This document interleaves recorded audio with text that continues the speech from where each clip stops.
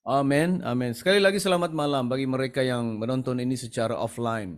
Kita dorong Anda untuk sharekan linknya kepada teman-teman Anda supaya mereka juga mungkin digerakkan hati bagi Tuhan ya untuk klik link YouTube yang Anda kirim dan mereka tonton dan mereka diberkati. Tuhan berbicara dalam hidup mereka. Saya baru kembali dari Sabah, hampir 2 minggu lebih saya di sana dan ada kesempatan bertemu dengan kawan-kawan atau teman-teman yang lama, teman sekampung ya, sekarang sudah besar-besar, sudah kita semua sudah kawin, sudah berumah tangga, sudah ada anak-anak yang lain, sudah ada cucu dan bertemu dengan mereka dan walaupun mereka bukan segereja dengan saya, tapi saya melihat mereka uh, sangat terbuka ya, dan saya diberkati dengan feedback mereka, dengan kesaksian mereka, saudara-saudara, karena ada di antara mereka walaupun mereka bukan segereja dengan kita, tapi waktu saya bertemu dengan mereka, bersalaman dengan mereka, sudah lama tak jumpa ya. Tapi mereka bilang, ya saya juga ikuti ibadah-ibadah yang kamu postkan di dalam Facebook dan di dalam YouTube. Dan katanya, wah saya sangat diberkati, ya saya sangat diberkati. Ya saya saudara secara pribadi sangat diberkati dengan mendengar berita atau feedback ya seperti ini, karena saya pun tidak pikir yang mereka betul-betul ikut dan mendengar khotbah-khotbah yang kita postkan, tapi mereka ada lakukan. Ya, ada yang saya tidak pikir dan harapkan mereka buat itu, tapi sebenarnya ada yang memberitahu saya mereka dengar khotbah itu setiap pagi sebelum pergi kerja. Wah, saya sangat diberkati. Ya, di mana firman Tuhan diberitakan dan menjamah dan melayani mereka, mendorong mereka. Jadi saudara, sharekan linknya kepada teman-teman Anda di Facebook Anda, di WhatsApp Anda, ya, supaya orang diberkati. Kita hanya instrumen atau alat di dalam tangan Tuhan, Tuhan pakai.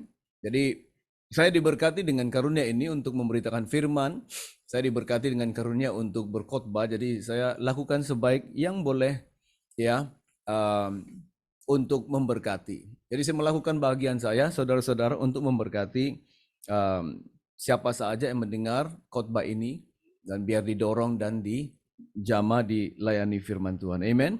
Amen. Nah, saudara, bulan ini ya, ini sudah minggu terakhir bulan Februari ya. Minggu depan sudah bulan Mac. Minggu depan. Tapi saya akan khotbahkan hal yang sama karena saya belum selesai. Mungkin ada kemungkinan minggu depan tanggal 3 minggu pertama bulan Mac, mungkin khotbah yang terakhir tentang topik ini. Tapi kalau saya masih merasa digerakkan Tuhan untuk berkhotbah, menyampaikan message yang sama, saya akan teruskan. Ya, karena sudah masuk bulan Mac. So bulan Mac kita akan ambil topik yang lain. Tapi ada satu lagi topik tentang message ini yang berbicara tentang kuasa lidah ataupun the power of mouth confession yang mengubah kehidupan kita. Ya, your confession can change your life. Ya, mulut kita, percakapan kita boleh mengubahkan kehidupan kita. Jadi ini adalah series yang saya khotbahkan, tapi ada satu lagi di dalam series ini yang saya pikir penting. Mungkin saya akan khotbahkan minggu depan. Kita melihat Markus 11 ya, Markus 11 untuk minggu depan. Sesuatu yang penting untuk disebutkan dan dibahaskan ya. So, puji Tuhan. Kita doa sama-sama supaya Tuhan mengajar kita dan menjamah kita. Tapi malam ini saudara, saya teruskan ini bagian yang kedua. Minggu lalu saya berbicara tentang kuasa lidah, ya, the power of mouth confession atau kuasa lidah. Apa yang kita ucapkan, istiarkan, katakan itu adalah sangat-sangat berkuasa. Dan minggu lalu saya bawa kita dari buku Yakobus pasal 3 ayat 3 hingga 8, di mana Yakobus memberikan kita beberapa simbol ataupun maksud lidah itu, ya. Dia seperti kekang, dia seperti kemudi, dia seperti api yang kecil dan juga seperti racun yang mematikan. Jadi kita diberikan contoh, dan minggu lalu saya menyentuh tentang kuasa perkataan kita atau lidah kita itu mampu mengubahkan kehidupan kita. Sebenarnya kita mengikhtiarkan dan juga membentuk kehidupan kita, masa depan kita dengan apa yang kita ucapkan. Malam ini saya mau berbicara tentang mulut kita atau lidah kita. Mulut atau lidah kita adalah mata kunci kehidupan. The key or the mouth. The mouth is the master key. The master key, mata kunci ya. Ya, the master key to life. Jadi lidah kita atau mulut kita adalah mata kunci untuk kehidupan atau kehidupan. So, saya mau di dalam waktu yang kita ada ini kurang lebih hanya setengah jam atau 25 menit ya. Saya harap Anda akan menangkap betapa pentingnya untuk kita belajar memakai lidah kita atau mulut kita dengan cara yang betul menurut apa yang firman Tuhan katakan. Alright? Karena lidah kita, mulut kita saudara-saudara boleh membentuk kehidupan kita. Mulut dan lidah kita ataupun perkataan kita membina suasana di dalam kehidupan kita, di sekeliling kita atau di dalam rumah kita. Membina suasana.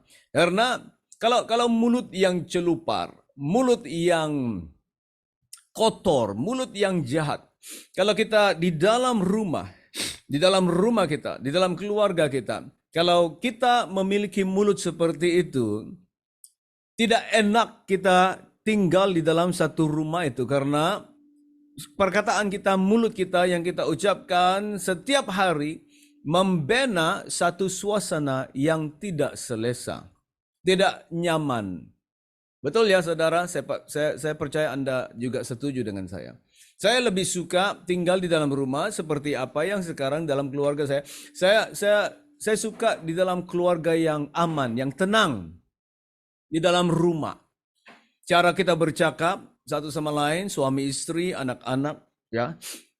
Cara kita keluarkan perkataan, bagaimana kita membentuk ayat-ayat perkataan kita sangat berjaga-jaga, berhati-hati dan juga ya sadar tentang apakah impact perkataan kita. Jadi di dalam rumah saya suka suasana di dalam rumah saya karena cara kita pakai mulut kita. Saya pernah berada juga di tempat-tempat di dalam rumah-rumah yang mulut tak dijaga. Jadi membuatkan saya rasa tidak aman, tidak selesa, langsung tidak selesa. Karena environment atau suasana yang terbina karena mulut itu tidak begitu nyaman, tak begitu enak. Ya, jadi mau keluar terus. Jadi saudara, mulut kita ini adalah mata kunci kehidupan. Dan ini bergantung kepada kita, bagaimana kita memakainya, dan apa yang kita mau bentuk, apa yang kita mau bina di dalam kehidupan kita, keluarga kita, suasana yang kita mau. Alright, nah mari kita mulakan di dalam Roma 10 ayat 9 dan 10. Firman Tuhan yang biasa kita dengar. Roma 10 ayat 9 dan 10 berkata, sebab jika kamu mengaku dengan mulutmu bahwa Yesus adalah Tuhan dan percaya dalam hatimu bahwa Allah telah membangkitkan dia dari antara orang mati, maka kamu akan diselamatkan. Ayat 10, karena dengan hati orang percaya dan dibenarkan, dan dengan mulut orang mengaku dan diselamatkan. Jelas kan firman Tuhan mengatakan tentang memperoleh keselamatan, memiliki keselamatan bukan dengan hati saja percaya, tapi dengan hati dan mulut. Ya, hati percaya, mulut akan mengaku. Dan itu membawa keselamatan katanya. Jelas? Ya, itulah setiap kali kalau kita memberitakan firman, membuatkan orang respon, kita minta mereka untuk mengakui, mengistiharkan. Karena jelas firman Tuhan berkata, kalau kita mau diselamatkan, bukan saja percaya kepada Yesus dan percaya kepada pemberitaan Injil, tapi harus mengakunya. To confess dalam bahasa Inggris. If you shall confess with your mouth, the Lord Jesus, and shall believe in your heart that God has raised him from the dead, you shall be saved. For with the heart men believe unto righteousness, and with the mouth confession is made unto salvation. Nah ini saudara, kita pakai ayat ini banyak kali di dalam bersaksi, menjangkau jiwa, menginjil dan sebagainya. Tapi saya lihat begini, tentang topik yang kita bicarakan di sini, bahwa lidah kita, mulut kita, pengakuan mulut kita, lidah kita adalah mata kunci kepada kehidupan. Kalau di dalam Roma 10 ayat 9 dan 10 ini berkata, dengan pengakuan mulut kita, kita menerima keselamatan. Karena kita sudah percaya, tapi kita harus mengakuinya. Ya. Jadi kita mengakui bahwa Tuhan Yesus adalah Tuhan, ya, dan Dia telah dibangkitkan dari mati selepas 3 hari. Kita diselamatkan karena dengan hati orang percaya dibenarkan, dan dengan mulut orang mengaku dan diselamatkan. Kita diselamatkan saat kita mengaku Tuhan Yesus adalah Tuhan, dan itu bermaksud bahwa sorga itu milik kita, kan? Sorga. Dengan percaya dalam hati dan mengaku dengan mulut, sorga menjadi milik kita, saudara-saudara. Itu luar biasa. Hanya dengan mengaku, kuasa pengakuan bahwa Yesus adalah Tuhan membuatkan sorga menjadi milik kita. Itu luar biasa. A powerful statement. Maksudnya saudara, kalau dengan pengakuan mulut sorga menjadi milik kita, maksudnya dengan pengakuan mulut apa saja yang kita perlukan di dalam dunia ini karena kita percaya Tuhan Yesus, itu adalah milik kita dan menjadi milik kita. Karena sorga, pengakuan kita sudah sampai sorga menjadi milik kita. Jadi di antara sorga dan bumi, apa yang kita perlukan di dalam hidup ini saudara, tidak mustahil. Dan Tuhan akan memberikan. Haleluya. Mari kita pergi ke Roma 8 ayat 32. Roma 8 dan ayat 32. Nah, ini tiada dalam nota saya, tapi waktu saya renung-renung dan ulang-ulang lagi, baca saya punya nota, saya ingat ayat firman Tuhan ini luar biasa karena dia ada kaitan dengan yang kita bicarakan.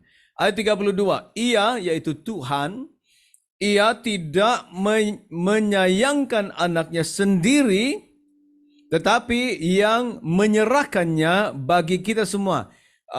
Bukan bermaksud Tuhan tidak sayang, Bapa di surga tidak sayang Yesus, tapi maksudnya dia tidak memegangnya, ya, tapi dia telah menyerahkannya, ya. Tetapi ia yang menyerahkannya bagi kita semua. Bagaimanakah mungkin ia tidak mengaruniakan segala sesuatu kepada kita bersama-sama dengan dia. Kalau Bapa di surga sudah boleh menyerahkan anaknya, satu-satu anaknya yang tunggal, yang dikasihinya, dia serahkan. Maksudnya Tuhan sudah menyerahkan segala sesuatu bagi kita. Karena dia sudah memberikan segala sesuatu bagi kita, dia juga mampu memberikan apa saja. Itu yang dia ada. Hanya itu yang dia ada. Anaknya yang tunggal, dan itu pun dia serahkan bagi kita. Kalau Tuhan boleh serahkan anaknya yang tunggal, Tuhan boleh memberikan kita apa saja yang kita perlukan di dalam dunia ini Karena kita percaya Yesus. Sama maksudnya dengan pengakuan mulut, sorga menjadi milik kita. Maksudnya antara sorga dan bumi, kita boleh berdoa percaya bahwa Tuhan akan memberikan kepada kita. Dengan pengakuan mulut. Luar biasa. Saya tidak sabar untuk berkhotbah minggu depan tentang Markus 11 karena luar biasa. Tuhan memberikan kita tool ataupun kelengkapan, ya, yaitu firman Tuhan sendiri. Iman tidak bekerja tanpa firman, ya, karena Roma berkata iman itu timbul daripada mendengar dan mendengar firman Tuhan. Roma 10 ayat 17. Mendengar dengan firman. Iman tak akan bekerja, iman tidak akan diaktifkan kalau tanpa firman Tuhan. Jadi Tuhan memberikan kita firman-Nya, ya, supaya kita boleh memakai firman-Nya untuk diucapkan, dideklarasikan, ya, untuk membawa segala apa yang Tuhan sudah janjikan dalam kehidupan kita. Alkitab ada, saudara. Firman Tuhan ada, saudara. Tapi masalahnya banyak orang Kristen tidak baca. Ada orang Kristen baca Alkitab. Ya, dia baca firman, dia tahu firman, tetapi dia tidak mempercayai kemampuan firman. Dia tidak mempraktikkan apa yang dikatakan firman Tuhan. Karena kalau kita baca saja, tapi kita tidak aplikasi, tidak pakai, tidak deklarasi, we don't declare and confess the word of God, terutamanya janji-janji Tuhan, itu tidak akan terjadi. Yesus berkata, saya masuk dalam message saya minggu depan. Yesus berkata dalam Markus 11 katanya, apabila kita berkata kepada gunung kita, when you say, talk, speak to your mountain, katanya kita harus berkata kepada gunung kita. Ya, bukan kita berdoa, tapi dia kata berkata, memerintahkan. You have to speak to your mountain. Luar biasa. Jadi Tuhan memberikan kita ini. Firman Tuhan membuatkan kita lahir baru. Karena apa yang kita ucapkan dari mulut kita. Firman Tuhan, kalau kita ucapkan, saudara, di dalam mulut kita akan membentuk kehidupan kita, suasana kehidupan kita, dan juga masa depan kita. Amsal 18. Lagi firman Tuhan yang biasa kita dengar. Amsal 18 ayat 20-21.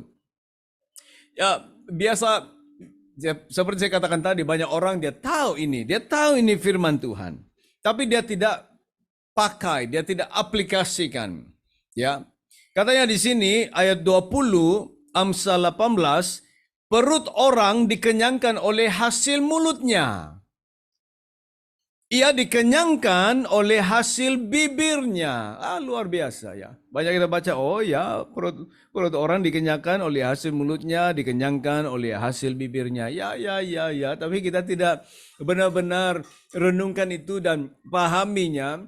Apakah impak, ya, bibir kita, mulut kita. Katanya perut orang dikenyangkan oleh hasil mulutnya. Bukan bermaksud, ya, kita punya mulut ini sebenarnya boleh memberi kita makan dan sebagainya. Mungkin juga. Tapi maksudnya di sini perut orang dikenyangkan oleh hasil mulutnya, bermaksud dari mulut kita hidup kita akan dibentuk. Your life will be filled, your life will be satisfied, akan dikenyangkan oleh hasil mulut kita. Jadi sama ada kita bercakap yang baik, mengistiarkan yang baik, mengistiarkan yang tidak baik, kita akan dikenyangkan. Maksudnya itu yang akan memenuhi kehidupan kita. Kalau kita selalu mengucapkan kutuk, mengucapkan yang tidak baik, yang negatif, itulah yang akan memenuhi kehidupan kita. Ia dikenyangkan oleh hasil bibirnya, saudara-saudara. Ya, banyak orang tak sedar, banyak orang tak ubah, mulut dia tidak ubah. Tapi dia pergi gereja, dia pergi beribadah, dia berdoa, dia baca firman, tapi mulut itu tak boleh dikekang. Yakobus 3 minggu lalu kita sudah lihat. Orang tak boleh. Dari dalam mulutnya keluar berkat dan juga kutuk. Kata Yakobus, ini tidak sepatutnya terjadi. Tak boleh. Mata air itu tak boleh keluar, ya, air yang baik dan air yang masin. Tak boleh. Saat kita di dalam mulut kita memuji Tuhan dan kita mengutuk orang. Kata Yakobus, tak boleh. Harus diubah. Kalau kita sudah terima Yesus, harus diubah. Tak boleh. Kenapa saudara? Karena dalam Amsal 18:20 katanya, perut kita, hidup kita akan dikenyangkan, akan dipenuhi oleh hasil mulut kita. Itulah penting untuk kita menjaga mulut. Penting untuk kita menjaga bibir, lidah kita, perkataan kita. Ia dikenyangkan dengan hasil bibirnya. Itu ayat 20. Ayat 21 lagi luar biasa. 21, hidup dan mati dikuasai lidah. Dalam bahasa Inggris dia terjemah begini, life and death are in the power of the tongue. Maksudnya, hidup dan maut itu berada di dalam kuasa lidah. Katanya di sini hidup dan mati dikuasai lidah. Dalam bahasa Inggris, hidup dan mati berada di dalam kuasa lidah. Jadi apa yang kita mau? Kita mau hidup, kita mau mati, kita mau berkat, kita mau kutuk, berada di dalam kuasa lidah. Katanya, siapa suka menggemalkannya akan memakan buahnya. Jadi, apa yang kita tuai, apa yang kita dapat di dalam kehidupan ini sebenarnya hasil daripada mulut kita. Haleluya. Saya ingat lagi satu firman di dalam Mazmur. Mari kita pergi Mazmur 109. Mazmur 109 ayat 17. Kita ingat ini, baru-baru ini saya lihat ayat ini dan saya praktikkan, saya istiarkan setiap kali. Katanya di sini ayat 17, ia cinta kepada kutuk, maksudnya dia suka kutuk. Ia cinta kepada kutuk, biarlah itu datang kepadanya. Ia tidak suka kepada berkat, biarlah itu menjauh daripadanya. Luar biasa. Saudara, kalau kita baca ini dari kita putar dia punya pembacaan ya, we reverse the reading. Kita baca seperti ini. Ia benci kepada kutuk, biarlah itu jauh daripadanya. Ia suka kepada berkat, biarlah itu mendekat kepadanya. Jadi, saudara, maksudnya karena ayat ini berada di dalam negatif, it's in the negative. Jadi kita putarkan kepada positif. Katanya di sini kalau orang itu cinta kepada kutuk, katanya biarlah itu datang kepadanya. Jadi kalau kita pakai mulut kita selalu kotor, jahat perkataan kita, negatif perkataan kita, kurang percaya perkataan kita, sangsi, mendua hati perkataan kita, ya, negatif, tak mau percaya, kutuk, jahat, kotor perkataan kita. Katanya di sini, biarlah itu datang kepadanya. Bahaya. Bahaya, saudara. Bahaya. Dan katanya di sini, ia tidak suka kepada berkat, biarlah itu menjauh daripadanya. Kita tidak suka berkat.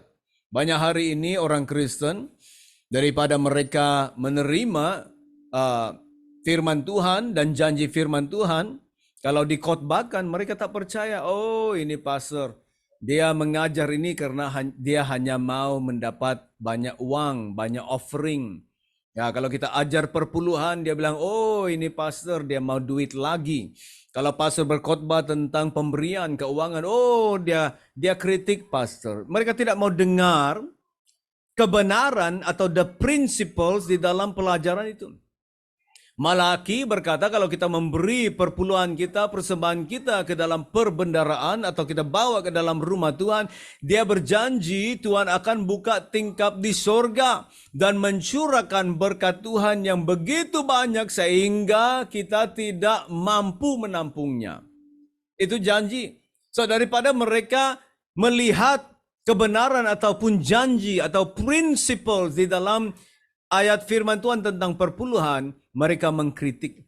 Jadi mereka argue, mereka bantah. Oh, hari ini kita perjanjian baru, tak perlu perpuluhan apa. Saya tidak melihat itu, saudara. Saya melihat ayat firman Tuhan yang disertai dengan perintah dan juga berkat. Dan karena Maliaki 3 itu ada perintah dan berkat yang mengikutinya, saya terima dan saya amalkan, saya praktikkan. Saya tak peduli apa argumen orang tentang perpuluhan, sama ada kita bagi, tak bagi, sama ada itu perjanjian lama, perjanjian baru. Saya lakukan dan saya amalkan. Ya.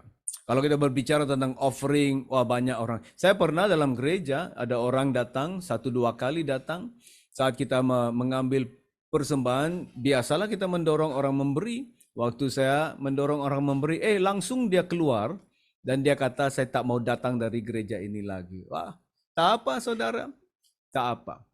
Hari ini dia sudah setengah mati, terlantar, hospital pun tak mau terima dia lagi. Jadi sekarang dia ada di rumah, ya, dia terlantar di sana.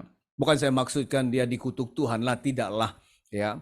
Tapi ada orang begitu, ya, dia tidak mau percaya.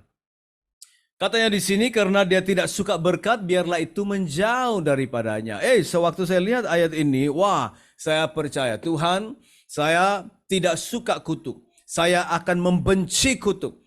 Perkataan kotor, perkataan jahat, perkataan yang menghina dan semuanya, biarlah itu menjauh daripada saya. Saya suka berkat Tuhan. Saya mau berkat Tuhan. Saya percaya kepada berkat Tuhan. Biarlah itu mendekat kepada saya. Katakan amin, saudara-saudara. Ya. Karena lidah, perkataan lidah, mulut kita adalah mata kunci kehidupan. Apa yang kita ucapkan, itulah yang kita akan dapat. Sini jelas. Perut orang dikenyangkan oleh hasil mulutnya. Ia dikenyangkan oleh hasil bibirnya. Hidup dan mati dikuasai lidah. Siapa suka menggemalkannya akan memakan buahnya. Jadi saudara-saudara, saya mau dorong kita malam ini. Bentuklah hidup Anda. Bina suasana yang baik. Bentuklah hidup Anda dan bentuk masa depan Anda. Anak-anak Anda, rumah tangga Anda, keluarga Anda. Karena kita pakai mulut kita dengan baik, saudara-saudara. Shape your life, build your life, shape your future, shape your life by using your mouth in the proper way. Amsal 13:3, siapa menjaga mulutnya, memelihara nyawanya. Amsal 15:4, lidah lembut adalah pohon kehidupan. Nah, bayangkan kalau di dalam rumah lidah kita keras. Lidah kita jahat. Cara kita layan anak-anak, oi, ya, Kita panggil mereka tolol, kita panggil mereka bodoh, kita panggil mereka ini. Ya, saya sebutkan ini, saudara, karena saya pernah berada dalam situasi seperti itu. Dulu kita membesar seperti itu. Kadang-kadang di kampung kita membesar seperti itu. Saya tahu.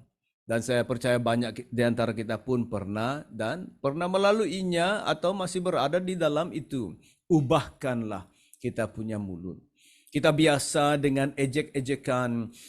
Kita biasa mengejek anak-anak kita, adik-adik kita, ya, orang di rumah kita, teman-teman kita, mengejek mereka, panggil nama mereka yang begitu dengan nama ejekan, nama yang kita berikan kepada mereka.